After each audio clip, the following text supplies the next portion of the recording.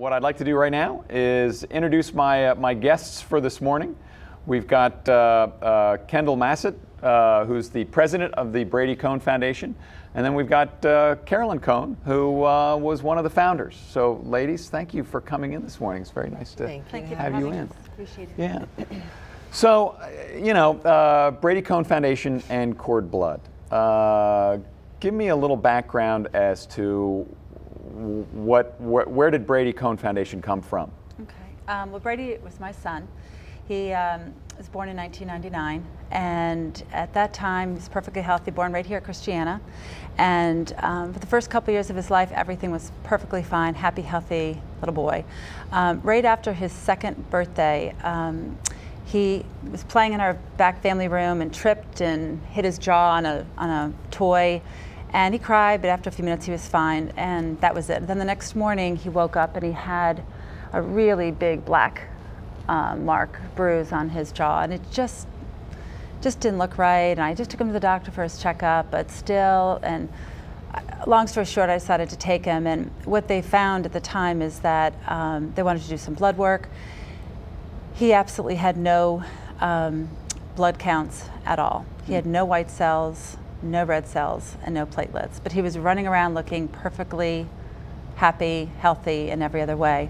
So at first they thought he had leukemia, and then after further testing, he had a disease called aplastic anemia, which is a blood disorder.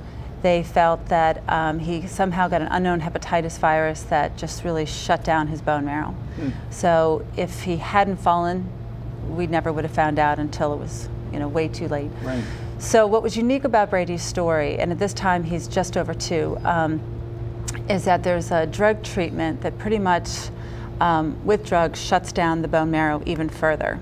And then the medicine sort of kickstarts it to jumpstart, to have it Right. you know, rejuvenate itself. That's the normal treatment plan.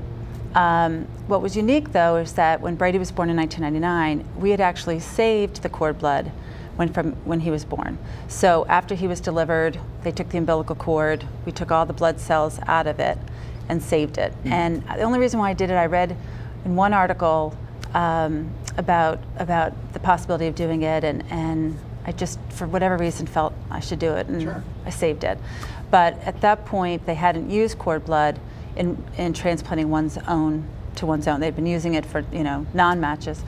So we decided to wait. We first did the treatment, and it started to work, but then it failed.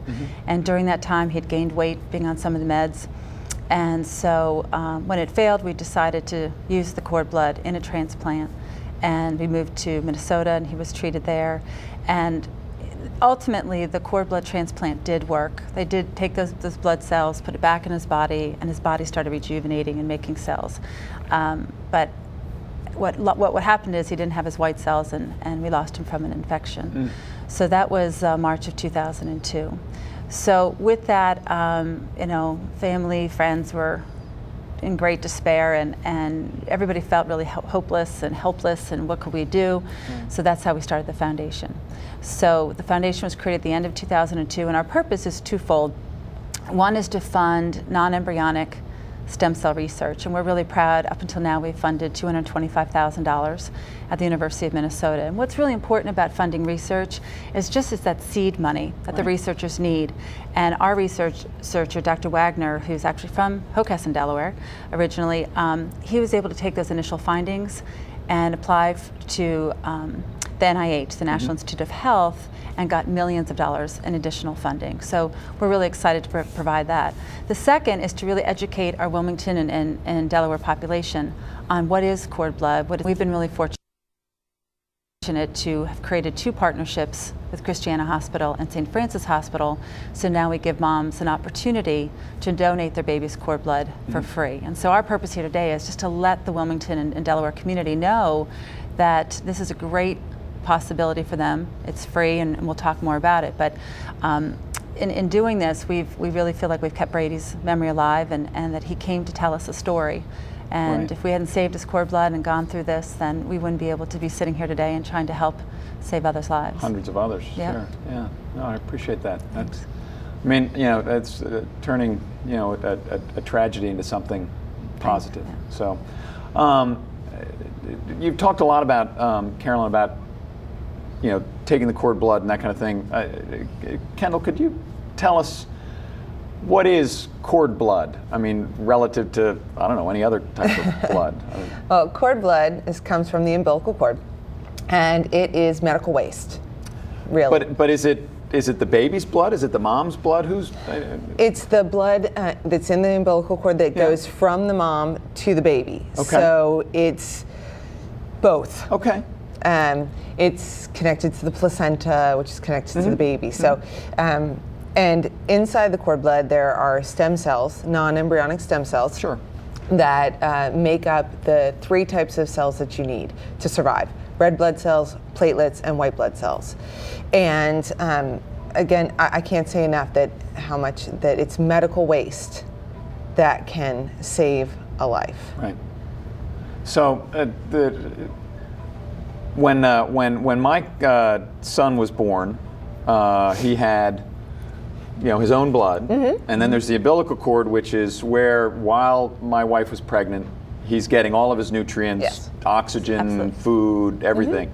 And so it's that umbilical cord blood that isn't really his, because it's connected to the umbilical cord, and they cut that off. And I remember the doctor handing me the scissors saying, here, you That's exactly right. cut that. And and other than that, then the placenta exits the mother after the baby, and they take that, and the hospitals normally just throw that away. Throw it away. And yet what's in that cord blood are the 3 key components to what we all have in our own blood: the red blood cells, which sort of carry the oxygen around and all that kind of stuff; platelets, which I don't actually know what platelets help clot the blood. Help clot the blood.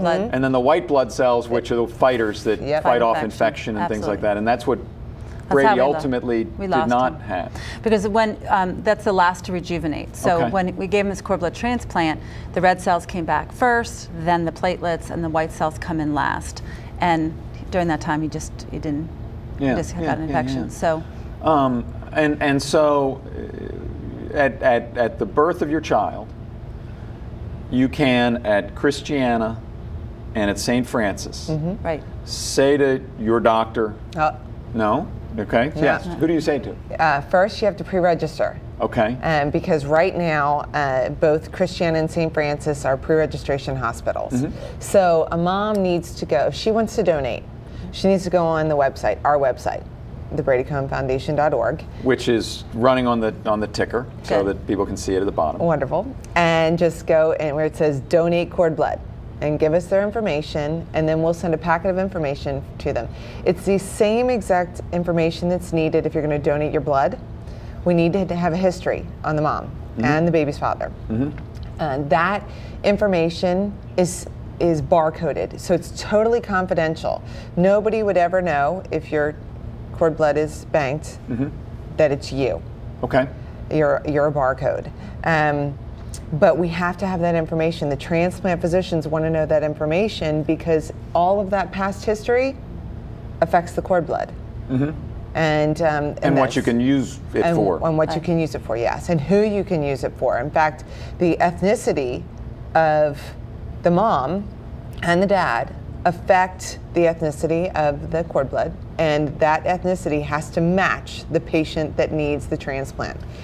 And not to cut you off, this is one of the things that I found most fascinating, and thought that your story was so important for our community here around Wilmington, is for years there have been medical differences between whites and African Americans, and a different level of medical care as a result of that, because all the research was being done on primarily white patients, and so you knew about heart disease and what to do with white people and whatever, and cord blood has the same aspect to it, in that if the genetic makeup of the cord blood is African American, the match of somebody who might need it in the future is going to be African American, generally speaking. There may be some different. And so if there is an under reserve or an under store, there's not as much cord blood for African Americans, they cannot get the same medical benefit as if the white community, if there were more cord blood per white person, if I could be so crude in that sort of numbers. Well, that's correct. So I want to get that out, that this is vitally important for our community, because we have such a diverse community with, you know, I like to joke about the Irish and the Italian mafia and the African American community, the Hispanic community, and even Asian population, Indian subcontinent. It's a much larger population in Delaware than it used to be. Yeah. So anyway, so they call you, or they go to your website. Right. And they say, I'd like to pre-register because I'm going to be giving birth in a month or 2 months or whatever. Well, they can do it really up until their 38th, even sometimes their 39th week. So a couple of weeks before they're going to deliver. Before they need to, because they need to get this packet of information, they need to fill it out, and they need to send it back. And then we get them their delivery paperwork. Because the kits are stored at the hospital. Now, by kits, that's the bag. To store the cord blood. Cord blood. Sure. And it stays there, and then every day a courier comes and takes it to our lab to test it, cryopreserve it, keep it. So it's frozen into perpetuity. It's logged, and so if somebody down the road needs it,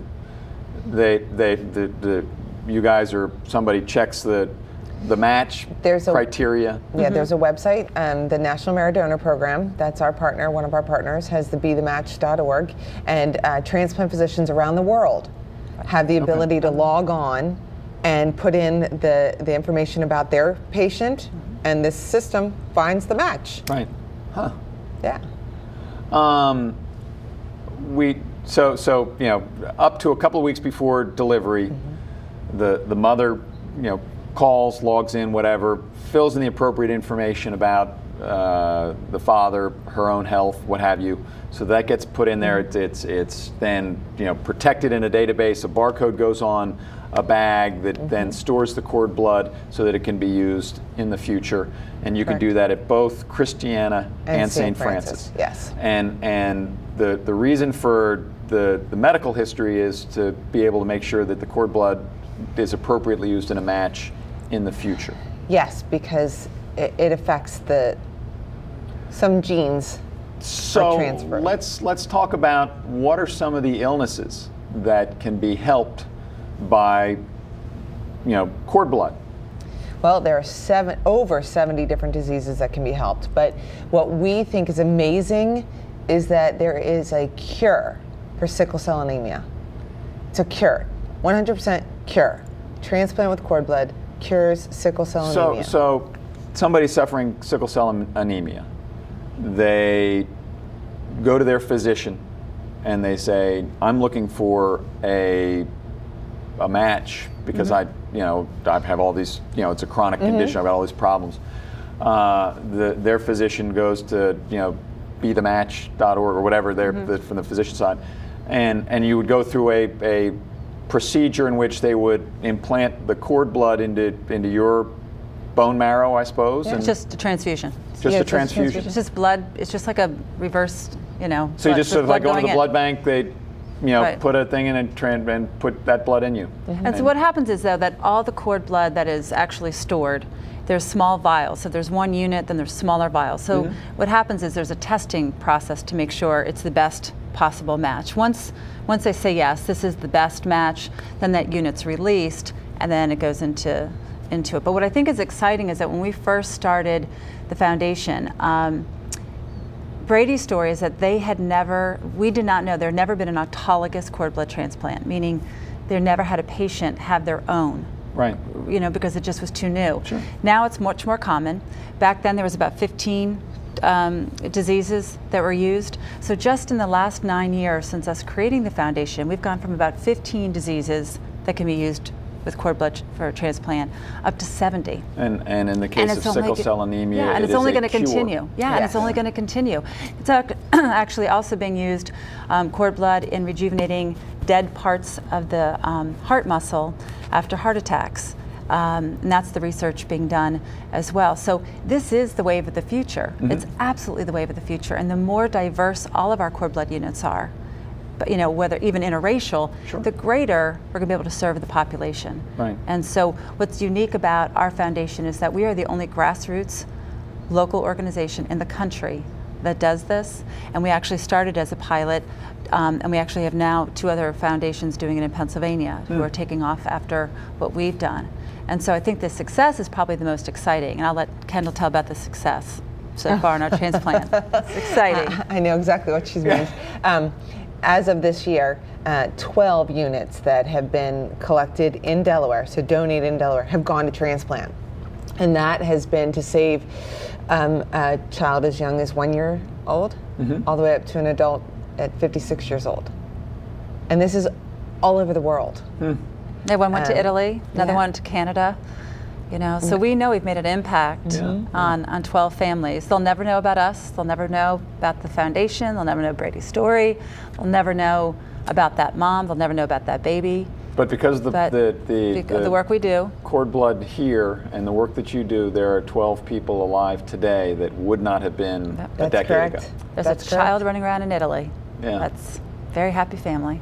And Italy can use more children. Exactly. But I think that's what's exciting when you look at it. It's medical waste. It doesn't cost the mother or father a penny. Right. It does not hurt the mother. It does not hurt the baby. And it's all confidential. Because it's after the delivery. It's after the delivery. So I think if moms can know and parents can know that it's just going to be thrown away anyway. I mean, our tagline for our foundation is "Give life twice." So, you know, there you are, giving life to this baby, you know, it's a wonderful beginning, and why not give it twice? Because if not, if you throw it in the trash, it's gone. Right. And there are people dying every day because we don't have enough cord blood. And so the more, what's exciting is too, it used to be that cord blood was only used to treat children. And with the advanced research, they're looking at taking more than one of the cord blood units that are similar in their characteristics, putting multiple units together, and now treating adults. So our last couple units have gone to patients in their 50s. And that was really exciting for us because it opened up a whole. We need more and more and more and more diverse. Right. And so, you know, we have a lot of work to do. But you know, programs like this is really the first step to reaching out. Now, I have a personal interest just through involvement that I've got with it's a nonprofit here in Wilmington called A Beautiful Gate, and Renee Beeman, who was a pediatric nurse, her husband Sylvester Beeman is pastor of a church in town, and she runs Beautiful Gate out of the church, as a matter of fact, or out of a sort of a facility associated with it, and it does HIV/AIDS counseling support. You know, again, coming as a nurse, she's, you know, they do testing and follow-on counseling and make sure that people, you know, stay with the medical program and what have you. You know, HIV/AIDS being a bloodborne illness, and African American women being, sadly in Delaware, the most rapidly growing population of people infected with HIV/AIDS. What's the research? I mean, do you guys have any? We do. Actually, so our partner is in New Jersey, and the 2 main research projects that they support are cancer and HIV/AIDS research. We believe that cord blood will be part of the cure, part of the treatment, part of the cure. That's how advanced cord blood is becoming, and how advanced the research is. So we could save some lives for here. Yeah, and I guess that's sort of what excites me about the whole thing is here is, I mean, every day, both at Christiana and St. Francis, there are a dozen or more births. And every day we could be storing a dozen or more opportunities for life for somebody else, not only in Italy or elsewhere, but with what's going on with HIV/AIDS in our own community, we could be leaders in solving that problem. Absolutely, because that's where the research is going. And with Kendall, you know, with both hospitals, we have over 8,000 births a year. 8,000. 8,000. Imagine, imagine, and we're not even getting. That's 20 a day. I mean, and 95% of that is thrown away. 95% of that, and that's not because of anything other than moms and dads don't know. Right. They just don't know that they have this option. And that is that's what our mission is, to tell them, you can save a life. You can give life twice. And we actually have a program now that partners with the West Side Health Clinics here, and we have somebody that goes into the clinics and is there to talk to the moms about cord blood and about their options, so that we can reach more people, so that we can reach more in the city. Yeah, I mean, you know, how often do you get an opportunity to, for no cost and no pain, because it's medical, you know, it's at the end of the medical procedure, it's there, they're just going to throw it away, they can take the blood out of the umbilical cord. So no cost, no pain, and participate in that regard in cutting-edge research that has already helped cure sickle cell anemia, as well as potentially cure HIV/AIDS and any of 70 other diseases, leukemias, leukemia, a lot of blood disorders. I mean, and it's the future. It is absolutely the future. And the more we have banked, as the science is figuring out different ways to use it, you know, the units are going to be there on the registry. I think the best way I once had was teaching this to children about it. And I said, think of the cells as crazy 8 cards. They can become anything in the body. Because it's hard to believe, like, well, how can it treat 70 different diseases? You know, it's because these cells are so new, you know, that they can be, you know, injected into a deadened heart muscle and create a new heart muscle. It can go in and jumpstart an entire body to make red cells, white cells, and platelets. So they're just amazing. But and not only are they amazing, they can do all those different things because they are embryonic. Well, they're stem cells, but they are not embryonic stem cells. And that's, you know, one of the things because I remember when I was in the General Assembly, there was a lot of debate about stem cell research and embryonic stem cell research in particular. And you know, a lot of people feel very strongly that we shouldn't be using embryos.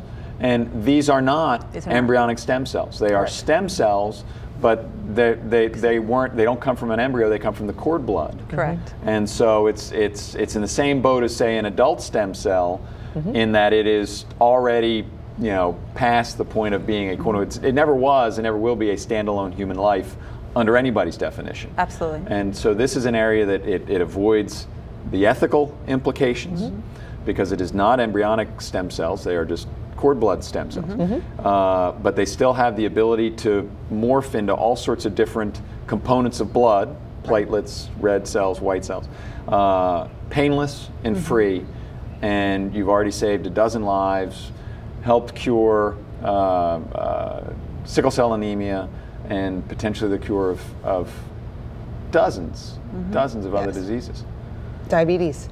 Diabetes is the next. Which, again, in our community, diabetes, heart disease are very, very, number one killer. Type killer. Now, if somebody other than a mother or a father or a family member who's watching this morning said, well, you know, that's great, but, you know, I don't have anybody in childbearing age, but this is really exciting to me and I want to help, what could they do? Well, there's probably 2 things we could ask them to do. One, they can go on our website, just under contact, send us an email, we can follow up with them. We need volunteers to do 2 main things. One is to be advocates out in the community. So a lot of times we're going into different community events where there are families, there are potential, upcoming expectant families, young families, and we need them to go out and talk about our program and to hand out our materials. And it's a very simple training. They can help out once a week, once a month, as often or as much as they want.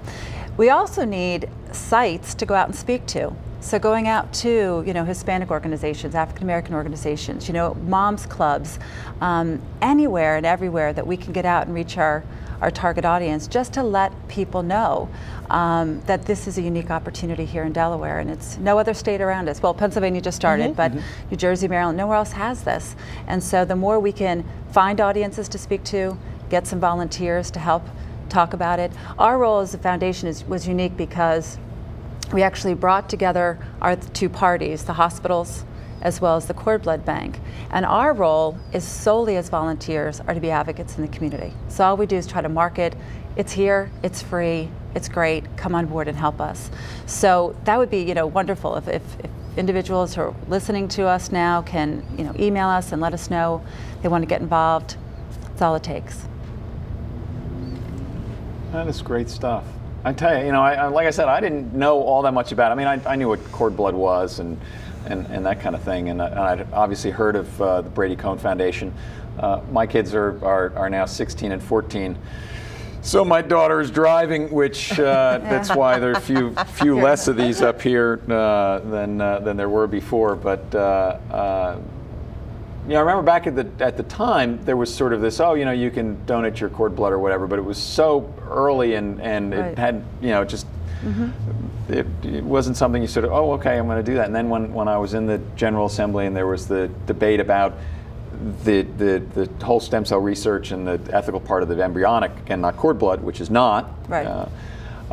So we heard about it then, and now to sort of get an update now and find out just the wonderful opportunities that you guys have brought to Delaware and the world, and starting out of a personal tragedy, which the first meeting was in our living room with about 40 friends and family members, and we started a lot of fundraising first to fund the research, and then we sort of fell into the whole idea of bringing public cord blood banking, and we had a small pilot program when we first started, and that's actually how I found Kendall. Kendall donated her son's first the cord blood at the time, and when I called to thank her and to talk to her about it, we got talking, and she's been involved ever since, and she's the president of our foundation. Kind of hard to keep her back. Hard to keep her back. But I mean, that's what it is. I think this is truly, when you look at the success, it's really been, people reaching people. It's very much a grassroots effort. We don't have a big budget. We don't do billboards and marketing. We are lucky we have some foundations who support us with some grant money, and we do some local fundraising. But it really is a grassroots effort, and I think each one tell one is really the mentality is just, we need people to know about who we are. And whether it's a grandmother who's going to go out and tell her grandchildren, the next generation. I actually had a child interview me and did a whole school project on cord blood and the foundation. I mean, that's it. We have to let this next generation know, because this is their future. It is absolutely going to be the way diseases are cured and treated moving forward. And Charlie, that's another thing. So if somebody wants to help, they don't have to contact us and say, I want to volunteer and get all formal about it. This is what we ask people. If you see somebody who's pregnant, ask them what they're doing with their cord blood. Just have the conversation. Do you know that cord blood could save a life? That's it. Right. Tell one person, tell somebody. That's all we care about. Let people know that they could save a life, because so many people don't know.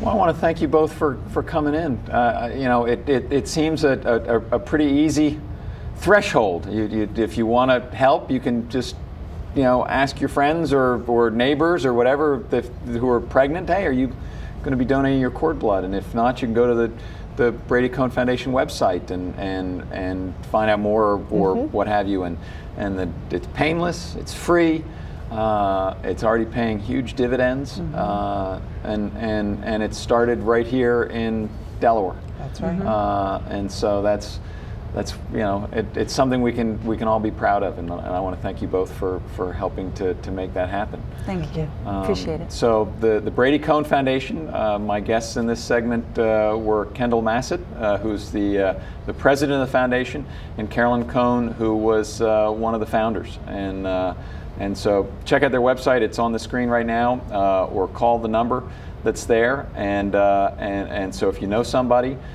who's pregnant, or if you yourself are pregnant, you look into this, because it can and will save a life.